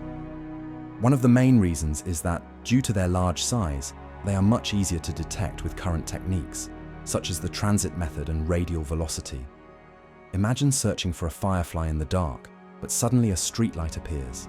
That's how obvious the presence of a gas giant is when it passes in front of its star, or causes it to wobble. However, this does not mean they are the most common, just that they are the most visible to our instruments. The conditions on these exoplanets can be even more extreme and unexpected than on Jupiter or Saturn. For example, some gas giants have atmospheres made up of clouds of iron or corundum crystals, the mineral that makes up rubies. Can you imagine a rain of gemstones? In other cases, winds can exceed 5,000 kilometers per hour and temperatures can melt metals. Additionally, certain gas giants show signs of having moons or rings even more colossal than those of Saturn, opening the door to the possibility of secondary environments where life could have a chance. But beyond their exoticism, giant gas exoplanets offer us an invaluable window to understand how planetary systems form and evolve. Do these colossi emerge far from their stars and then migrate inward? Or do they already form in close orbits, challenging what we know about planetary formation? Each new observation challenges our theories and reminds us that the universe is much more diverse and surprising than we ever imagined. Thanks to tools like the James Webb Space Telescope, we can now analyze the composition of their atmospheres, search for complex molecules, and even trace possible signals of chemical processes that, on Earth, are associated with life. Could these gas titans harbor secrets that forever change our understanding of life in the cosmos? Is it possible for two gas giants, even if they are similar in size, to have completely different atmospheres? The answer is fascinating, and in fact, it is one of the most exciting discoveries in modern astronomy. As telescopes have improved, astronomers have been able to analyze the light that passes through the atmospheres of distant exoplanets, revealing an astonishing diversity that challenges our expectations. There are exoplanets with clouds of glass, rains of iron, and colors so strange they seem straight out of a science fiction novel. But what determines that one atmosphere is so different from another? The key lies in factors such as the distance to their star, temperature, the planet's original composition, and even impacts from asteroids or comets. For example, there are exoplanets called hot Jupiters, located so close to their star that their atmospheres can reach temperatures exceeding 2,000 degrees Celsius. In those environments, elements that we consider solid on Earth, like iron, can exist in vapor form and condense into metallic clouds. Can you imagine a storm where, instead of water, molten iron falls as rain? This phenomenon is real on some exoplanets, like WASP-76b, but the diversity doesn't end at the extremes. There are gas giants with atmospheres full of methane that give them bluish colors, and others where the predominance of sodium and potassium tints the sky in orange or reddish hues. Some even have fog layers so thick that they block most of the starlight, making it nearly impossible to discern what happens in their depths. In other cases, complex molecules such as water, ammonia, or even thiols have been detected, raising new questions about planetary chemistry and the possible emergence of prebiotic processes. And what about the atmospheres on planets orbiting stars different from the Sun? Variations in the intensity and type of radiation emitted by a star can radically alter the atmospheric chemistry of an exoplanet. For example, in systems where the star is cooler and emits more ultraviolet radiation, the atmospheres can develop protective layers of compounds like ozone or complex hydrocarbons. In others, the absence of certain elements may lead to atmospheres dominated by gases that would be rare here, such as carbon monoxide or hydrogen sulfide. The true lesson that the diversity of exoplanetary atmospheres offers us is that the universe is full of unexpected possibilities. Each atmosphere is the result of a unique story, a natural laboratory where physical and chemical processes combine in delicate balance, or, at times, in absolute chaos. This variety not only broadens our understanding of how planets can form and evolve, but also forces us to rethink the conditions that could allow life on other worlds. Could it be that, among so many possible combinations, some atmospheres hide secrets we are yet unable to imagine? When we think of gas giants, most people imagine planets like Jupiter or Saturn. But did you know that there are even more impressive versions in the universe called super-Jupiters? These colossi can have several times the mass of Jupiter, the largest planet in our solar system. What sets them apart from the giants we already know? Their size and mass challenge the limits of what we call a planet, dangerously approaching the category of brown dwarfs, those mysterious objects that never quite become stars. Super-Jupiters can have atmospheres so dense and gravities so intense that any notion of a solid surface disappears completely. Their composition, dominated by hydrogen and helium, makes them true spheres of compressed gas, where pressure and temperature reach mind-boggling figures. In some cases, the temperature in their outer layers far exceeds 1000 degrees Celsius, and their winds can be hundreds of times more powerful than any storm on Earth. On the other hand, there is an equally interesting category of planets, mini-Neptunes. If super-Jupiters are the Titans, mini-Neptunes could be considered their younger siblings. What are they like exactly? These planets have a size and mass between Earth and Neptune, and their atmosphere is usually composed mainly of hydrogen and helium, although in different proportions. Why do they attract so much attention from astronomers? Because many mini-Neptunes orbit close to their stars, in regions where radiation is intense, leading to bloated atmospheres and unique chemical phenomena.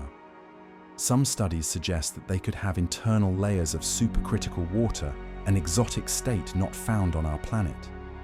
Are these worlds candidates for harboring life? The answer is a fascinating enigma. In super-Jupiters, extreme gravity and intense radiation make any form of life as we know it difficult, but theorists do not rule out the possibility of niches in their upper atmospheres where conditions might be less hostile. In the case of mini-Neptunes, the possibilities seem more promising if they have a temperate and stable atmospheric layer. It has even been proposed that, under certain circumstances, there could be liquid oceans wrapped in dense hydrogen atmospheres, functioning as true laboratories of prebiotic chemistry. Could these planets be the setting for exotic forms of life, completely different from anything we have imagined? Nature offers surprising clues. On Earth, resilient organisms inhabit extreme environments, from ocean floors to acidic clouds. In super-Jupiters and mini-Neptunes, the variety of chemical and physical conditions could give rise to unique evolutionary processes. As telescopes improve and we discover more of these worlds, the inevitable question arises: will super-Jupiters and mini-Neptunes be mere astronomical curiosities, or the true protagonists in the search for life beyond our solar system? For now, they are intriguing promises that remind us how diverse and surprising the universe can be. Is there a single recipe for life, or could the universe surprise us with totally different ingredients? On Earth, life as we know it depends on liquid water, carbon as a chemical base, and a moderate temperature. Our cells, bacteria, trees, and even ourselves share these fundamental characteristics. But what if we look beyond our planet and ask whether these rules are universal, or if radically different forms of life could exist, adapted to extreme and exotic environments like those of gas giants? Is it possible to imagine organisms that breathe hydrogen instead of oxygen, or that use ammonia instead of water as a vital solvent? Many scientists believe so. In gas giants, where hydrogen and helium dominate, temperature and pressure vary drastically in different layers. This opens the door to speculation about alternative biochemistries. For example, some theories suggest that there could be beings whose chemistry depends on silicon instead of carbon, or that can survive in methane-rich atmospheres, using this gas to obtain energy and grow. Perhaps, instead of cell membranes like ours, they have plastic or crystalline structures, adapted to survive in a hostile and changing environment. What if life doesn't have a solid form, but floats like living clouds inside these giant planets? Some scientists have hypothesized floating creatures, capable of maintaining balance in the mid-layers of the atmosphere, where temperature and pressure might be more benevolent. These exotic life forms, perhaps invisible to our eyes and current instruments, could absorb energy-rich compounds present in the air, or even produce light similarly to the bioluminescent jellyfish in our oceans. The possibility of exotic life invites us to question our own biological prejudices and to recognize that, although terrestrial life serves as our model, the universe could harbor unimaginable surprises. If nature has been able to create tardigrades that survive the vacuum of space and bacteria that thrive in nuclear reactors, why not expect even stranger beings in giant and distant worlds? The key question is, are we prepared to recognize life if it presents itself in a way completely different from ours? Or will we continue to search only for the familiar? The challenge of astrobiology is precisely to open our minds and our tools, so we don't miss the opportunity to discover the truly extraordinary. How could we know if there is life on a planet where we couldn't even land?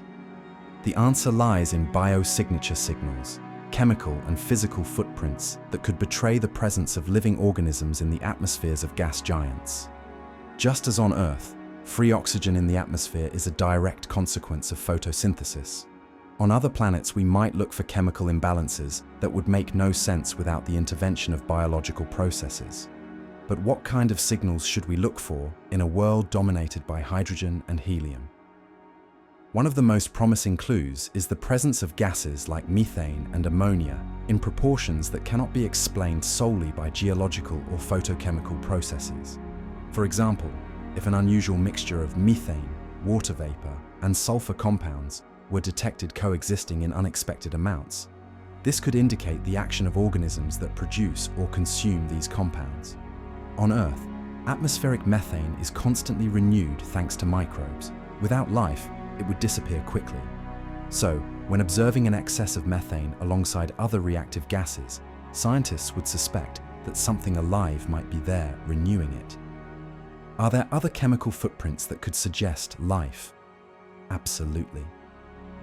Scientists are also exploring the possibility of finding complex molecules, such as long-chain hydrocarbons, or even traces of unusual organic compounds that, in our world, are only generated by biological activity. Additionally, the detection of substances that selectively absorb light at certain wavelengths, such as biological pigments, would be an intriguing indication. If the atmosphere of a gas giant showed light absorption patterns that could not be explained by known chemistry, we might be facing the spectral signature of an alien biosphere. Why is it so difficult to find an unequivocal signal of life? The big challenge is that many abiotic processes, that is non-biological, can produce molecules similar to those expected by an astrobiologist. That's why researchers look for combinations of molecules in imbalance, patterns that natural chemistry would not sustain on its own for long. It's like finding a footprint in the sand that only a living being could have left, but instead of sand, we are talking about turbulent clouds and supersonic winds. Modern telescopes, equipped with advanced spectrometers, examine these distant atmospheres precisely looking for those imbalances, hoping to capture the chemical whisper of a life that, so far, we can only imagine. The search for biosignature signals in the atmospheres of gas giants is one of the most exciting frontiers of astrobiology. Each technological advance brings us closer to answering one of humanity's deepest questions: are we alone? If one day we detect a mixture of molecules that defies all natural explanation, we may have taken the first step toward discovering that life, in its most exotic forms, can also dance among the clouds of gigantic and distant worlds. What role do heavy elements play in the possibility of life on gas giants? To answer this question, we first need to understand what these elements are.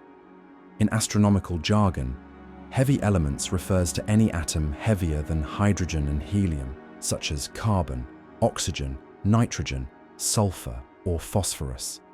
Although they may seem common on Earth, in gas giants, these elements are true treasures, as they form a tiny fraction of the total composition.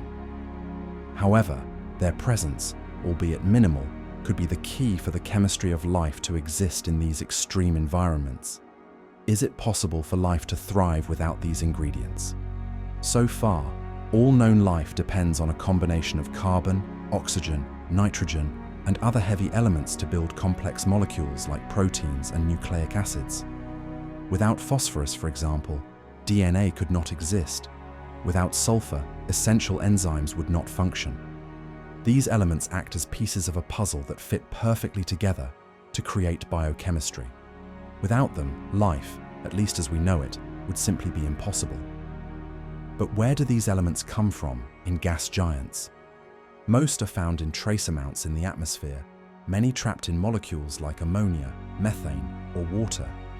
Sometimes, these compounds arrive from comets or asteroids impacting the atmosphere, bringing a dust of life to the planet. It's as if gas giants have a floating chemical factory in their clouds, where heavy elements circulate, react, and perhaps form increasingly complex molecules. If these molecules manage to survive in the extreme conditions, they could lay the groundwork for life. Now, what impact would a greater abundance of heavy elements have? Studies show that planets rich in carbon, oxygen, or phosphorus would have atmospheres much more conducive to the formation of organic molecules. This enrichment could trigger true prebiotic chemistry laboratories, increasing the chances of life forms emerging, even if they are very different from what we imagine. Thus, the quantity and variety of these elements not only determine the type of possible chemistry, but also set the limits of scientific imagination about how and where life could arise in the cosmos. In short, heavy elements are the true invisible protagonists in the search for life on gas giants. They are there in small amounts, but their presence can make the difference between an inhospitable world and a planet full of possibilities. Could the right combination of these ingredients spark the flame of life in the depths of a gigantic atmosphere? The answer remains one of the greatest mysteries of astrobiology. What will the future of planetary exploration look like when it comes to scrutinizing the gas giants? Are we close to uncovering their deepest secrets? Humanity is at a crucial stage. The technology we have today allows us to dream of missions that just a few decades ago seemed like science fiction. For example, the possibility of sending atmospheric probes capable of floating for weeks or even months in the middle layers of Jupiter or Saturn, collecting real-time data, is no longer a mere fantasy. These probes could analyze the chemical composition of the clouds, measure variations in pressure and temperature, and even search for complex organic molecules, all while surviving colossal storms and intense radiation. What role will next-generation telescopes play? Instruments like the James Webb Space Telescope and even more advanced future observatories will allow us to observe the atmospheres of giant exoplanets, light years away, detecting possible traces of chemical processes related to life. Thanks to techniques like transit spectroscopy, we could identify intriguing compounds such as methane, ammonia, or even more complex organic molecules. The search for life is no longer limited to our own solar system. It now encompasses thousands of distant worlds, each with its own extreme conditions and possibilities. Will we ever be able to send crewed missions to these planets? Although it sounds improbable for now, space engineering is advancing at a surprising pace. The development of spacecraft that are more resistant to radiation and capable of withstanding hostile atmospheres is an active field of research.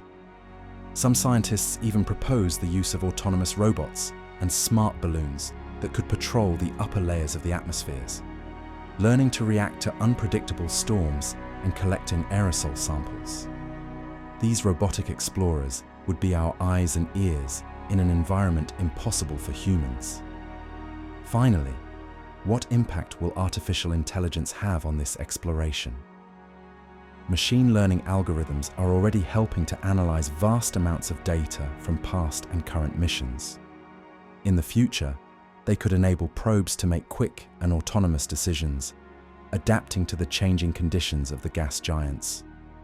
Thus, the next great frontier in planetary exploration will not only depend on more powerful rockets or more precise instruments, but also on our machines' ability to learn from the unknown.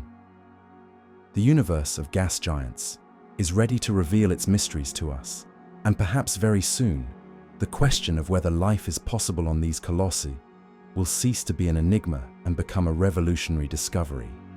What would change in our understanding of the universe if we found life on a gas giant?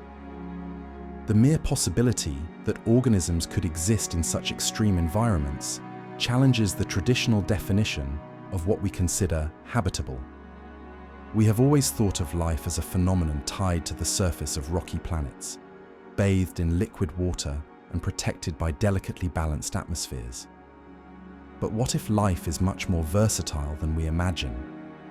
Discovering creatures floating among clouds of hydrogen and helium would force us to rethink the very idea of home in the cosmos. From a scientific standpoint, the discovery of life on a gas giant would be a revolution. If life can arise and thrive in turbulent atmospheres, under crushing pressures, and exposed to intense radiation, then the range of potentially habitable worlds would multiply exponentially. It would mean that life is not a rarity, but a natural consequence of the chemical and physical diversity of the universe. Instead of searching for places that resemble Earth, we should broaden our perspective and explore completely different scenarios, even those that today seem impossible. The philosophical implications are equally profound. Could we still think that life is an exclusive phenomenon of certain privileged corners of the universe? If there are beings that have evolved in the stormy clouds of Jupiter or Saturn, what does that tell us about our own place in nature? The idea that life can take forms we have never imagined invites humility.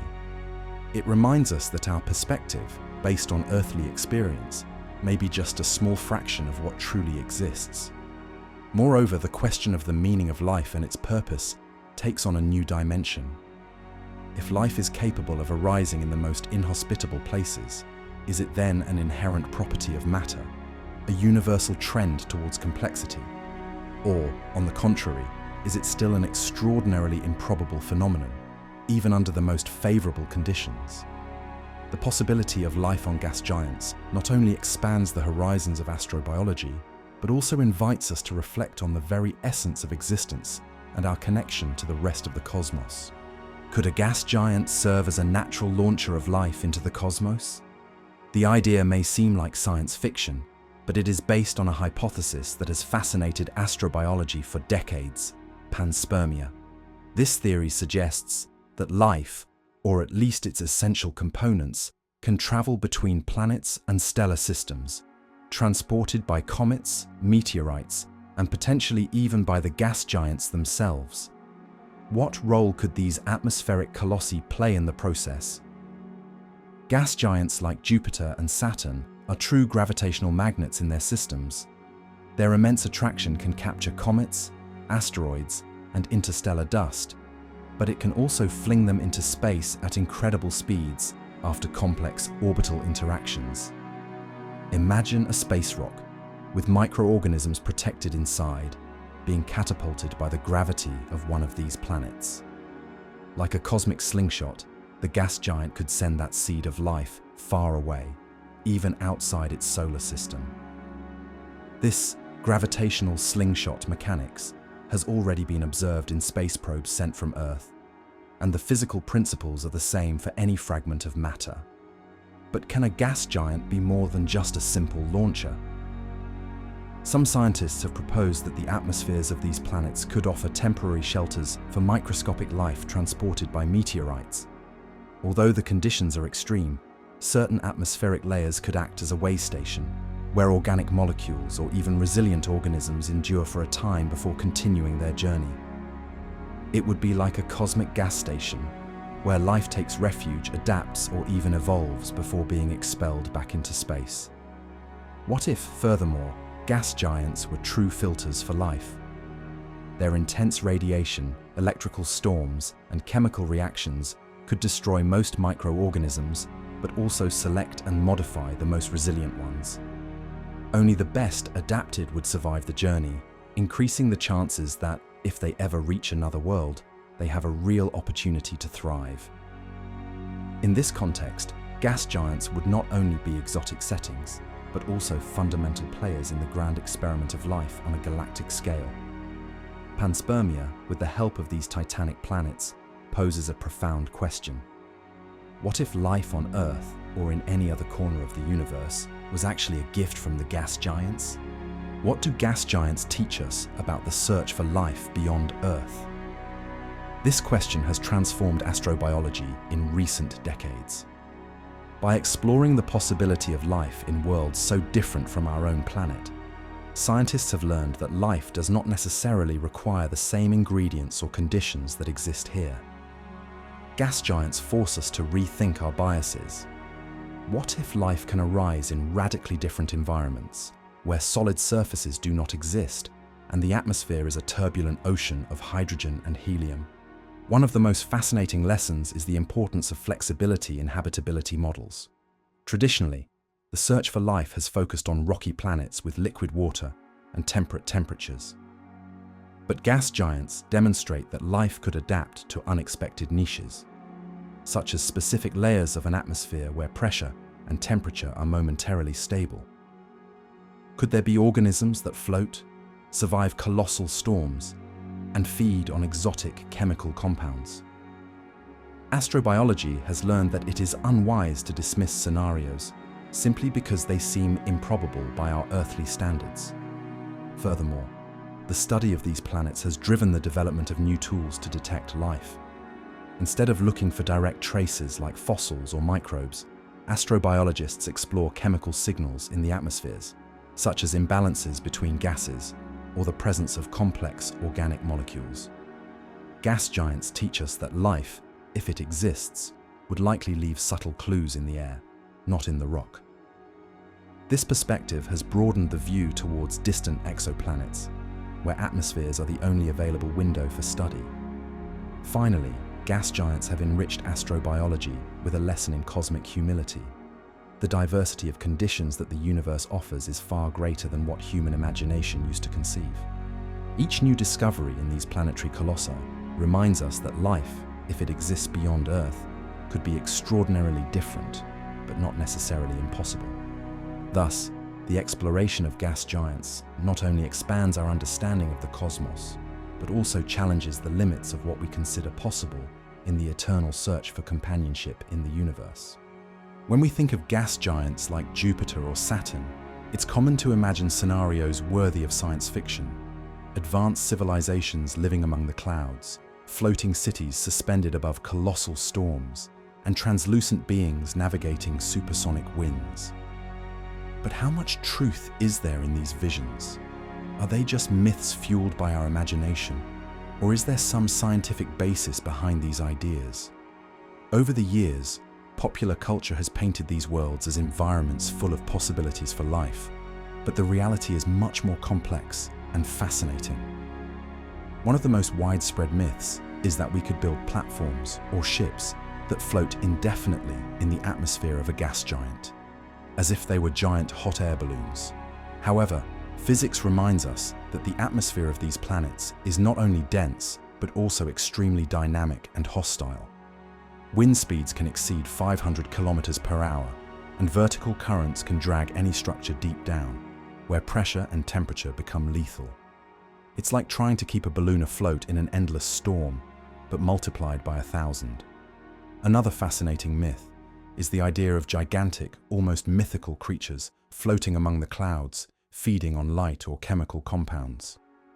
Although science has considered the possibility of floating life forms, there is no evidence of such complex organisms thriving in such extreme conditions. On Earth, there are microbes capable of surviving in hostile environments, but multicellular life requires stability, and sustained resources. In gas giants, intense radiation, lack of solid surfaces, and the constant mixing of atmospheric layers make survival a true challenge, even for the hardiest organisms we can imagine. There is also a belief that gas giants could be ideal refuges for life, protected from the dangers of deep space. But the reality is that these planets are far from being oases. The radiation trapped in their powerful magnetic fields can be thousands of times greater than what we experience on Earth, making any attempt at colonization or even survival an almost impossible feat. It's as if the gas giants themselves have a natural shield that prevents the development of life as we know it. Finally, there is the idea that if we were to find life on a gas giant, it would be easily detectable by its biological signals. However, detecting life in these environments would be anything but simple. The atmosphere of these planets is a complex mixture of chemical compounds with processes that can mimic or mask biological signals. Even if microorganisms existed, distinguishing their signature from non-biological reactions would be like searching for a needle in a constantly moving haystack. Thus, gas giants remind us that the boundary between myth and reality is blurred, and that the universe is always stranger and more challenging than we imagine. Is life on gas giants just a fantasy of science fiction, or is it a possibility that we still don't fully understand? When we contemplate these colossi of the solar system and beyond, we face a reality so strange that even the boldest imagination can barely touch its mysteries. The extreme conditions, crushing pressure, colossal storms, and exotic chemistry seem to hinder any glimpse of life. Yet, wasn't life on Earth, in its early days, equally improbable from our current perspective? Perhaps thinking about life forms on Jupiter or Saturn is simply expanding our threshold of wonder, accepting that nature is more ingenious and adaptable than we often believe. The key question is not just whether life as we know it can exist, but whether life can thrive in radically different forms, shaped by environments that challenge our expectations. Could floating creatures emerge that feed on filtered light or chemical reactions in the more benevolent layers of these planets? Would they be invisible to our current instruments, or would they leave clues in the clouds, molecules, and electrical discharges that invite us to look closer? Science teaches us that life is above all a quest for balance between energy and matter, and gas giants offer such dynamic ingredients and processes that dismissing their potential would be, at the very least, premature. Searching for life on these planets not only involves expanding our exploration techniques, but also our minds. The challenge goes beyond sending probes or analyzing atmospheres. It is accepting that life may not be limited to liquid oceans or solid surfaces. What if evolution has found paths we have never imagined, using hydrogen and helium as the basis for strange biochemistries, or building ecosystems in a constant dance between winds and storms? Every time we look up and wonder if we are alone, the gas giants remind us that the universe is an inexhaustible laboratory of possibilities. Ultimately, exploring life on gas giants is much more than a scientific curiosity. It is an invitation to redefine what we understand by life and to recognize that the limits of the possible may not be where we thought. If we ever discover signs of life on these worlds, we will not only transform astrobiology, but also our perception of our place in the cosmos. Because in the end, searching for life on gas giants is searching for the limits of our own imagination and our capacity for wonder.